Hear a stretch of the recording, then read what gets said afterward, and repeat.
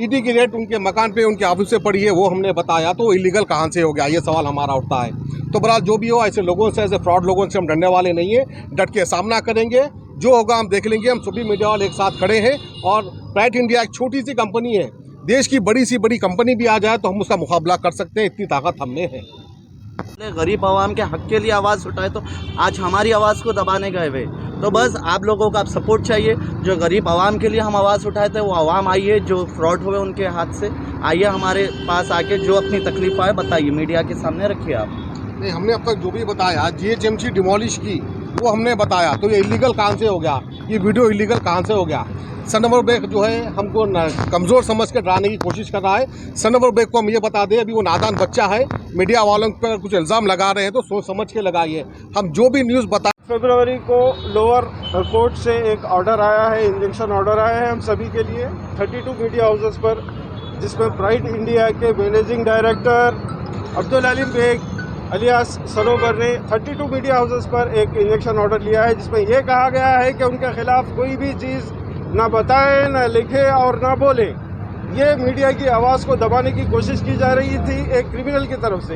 एक क्रिमिनल जिसके ऊपर मोर देन 30 FIRs हैं, वो शख्स कोर्ट को जाता है और ये कहता है कि मीडिया वाले मेरे बारे में बता रहे हैं, और वो मीडिया की आवाज़ को दबाने की कोशिश कर रहा था। लेकिन हम लोगों ने हाईकोर्ट अप्रोच हुआ है और हाईकोर्ट में कल हमारी हियरिंग है डिवीज़न बेंच में, और हम लोग इंशाल्लाह इसके ऊपर स्टे लेकर आएंगे और फिर हैदराबाद के उन तमाम लोगों को और उन क्रिमिनल्स को, उन तमाम क्रिमिनल्स को हम ये बताना चाह रहे हैं कि आप लोग क्राइम एक्टिविटीज़ करेंगे और जो भी करेंगे और हम ना बताएं, ये नहीं हो सकता। आप लोग फ्रीडम ऑफ प्रेस को आप लोग कंट्रोल नहीं कर सकते, आप हमारा गला दबाने की कोशिश नहीं कर सकते।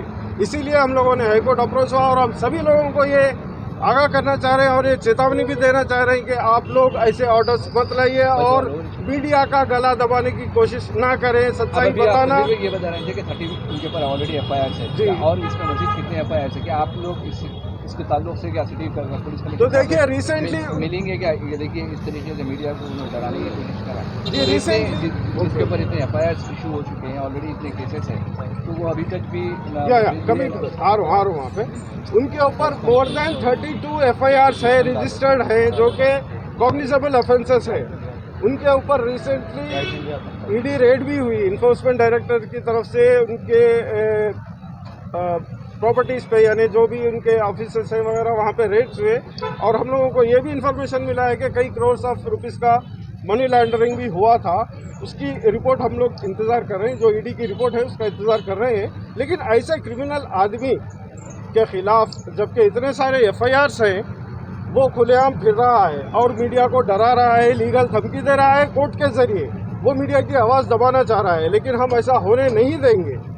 लेकिन और एक बात हम आपको बताते चले कि हमारी अपनी मीडिया की भी 2 दल्ले हैं, जो खासकर जो है उसके चमचे बने हुए हैं, उनको भी हम आगाह कर रहे हैं। अगर आप लड़ेंगे तो हम भी तैयार हैं, ना प्राइड इंडिया से डरने वाले हैं, ना वो दल्लों से डरने वाले हैं। बड़ा जो भी होगा हम देख लेंगे। हमने उसका जवाब देने के लिए जो है हाईकोर्ट का दरवाजा खटखटाया, इंशाल्लाह यहाँ से हमको इंसाफ मिलेगा। धमकी वगैरह भी मिली क्या? धमकियाँ तो मीडिया वालों को अक्सर मिलते रहते हैं। हम जिस तरह से कपड़ों को छिड़कते हैं उस तरह धमकियों को छिड़कते हैं। बात कर रहे हैं उस केस के ताल्लुक से कोई धमकी मिली क्या आपको? मैं बोलूँ, एक बहुत बड़ी धमकी आ रही। मैं बोलूँ? बोलिए। एक जर्नलिस्ट तभी कंप्लीट होता है जब उसके ऊपर कोई धमकियां आए और उसके ऊपर कोई केसेस हो। सुनिए, आ रहा हूँ। ये केस के बारे में कई लोगों ने हम लोगों को धमकी देने की कोशिश की है और कई लोगों ने डराने की कोशिश की है। और अभी 1 घंटा पहले भी हम लोगों को ये इन्फॉर्मेशन मिला है कि हम लोगों के ऊपर एक क्रिमिनल केस बुक होने वाला है। वो लोग कोई क्राइम करेंगे, क्रिमिनल केस कैसा बुक हो सकता है? अभी एक साहब क्राइम करके वो अपने देश में मशहूर है ना, ऊपर की कमाई नीचे की कमाई, तो बहरहाल कुछ भी होते रहता है, डरने वाली बात नहीं है। क्रिमिनल केस के लिए कुछ क्राइम करना है। Thank you. मीडिया में आने का मकसद ये है, हम खुद मीडिया वाले हैं, मगर शहर हैदराबाद की प्राइड इंडिया जो कंपनी है, उनकी कंपनी के जो चेयरमैन है सनोवर बेग, सरासर मीडिया वालों की आवाज़ को दबाने के लिए एक तो कोर्ट में पिटीशन फाइल किए थे, उसके बाद में कुछ एक ऑर्डर लेके आए हैं मीडिया वालों की आवाज़ को दबाने के लिए।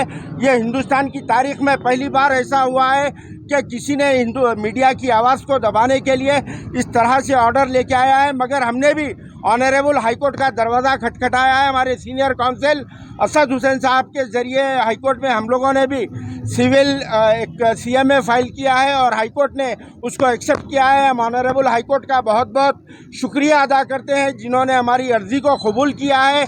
18 फरवरी जुम्मा के दिन उस पर सुनवाई होगी और उसके ज़रिए हक़ और बातिल का फ़ैसला होगा, क्योंकि हम अब तक प्राइड इंडिया कंपनी के जो काली करतूतें थे उसको आवाम के सामने उजागर करते आए हैं। मैं अकेला ही नहीं बल्कि हमारे ऐसे 32 मीडिया हाउसेस वाले हैं जिनके ख़िलाफ़ में इन्होंने सिटी सिविल कोर्ट में एक पिटीशन फाइल किया है जो सरासर मीडिया के ख़िलाफ़ में काम किया जा रहा है, और उसको लेकर हम सभी लोग इसकी कड़ी मजम्मत करते हैं और ऑनरेबल हाई कोर्ट हमको इसका एक हक़ का फ़ैसला देगा, हमको ये उम्मीद है। और हम लोग आवाम की आवाज़ को उजागर करने के लिए सनोबर के एक्टिविटीज़ को बाहर पेश किए थे, क्योंकि हम लोगों ने जिस तरह से पिछले 3-4 दिनों में होमवर्क किया है उसमें ये मालूम पड़ा है इनके डजन्स ऑफ FIRs हैं जिन पर क्रिमिनल केसेस भी है, मैक्सिमम 420, 506 और गवर्नमेंट ऑफिसर्स को असॉल्ट करने के केसेस इन पर बुक किए हैं। मगर ख़ास बात यह है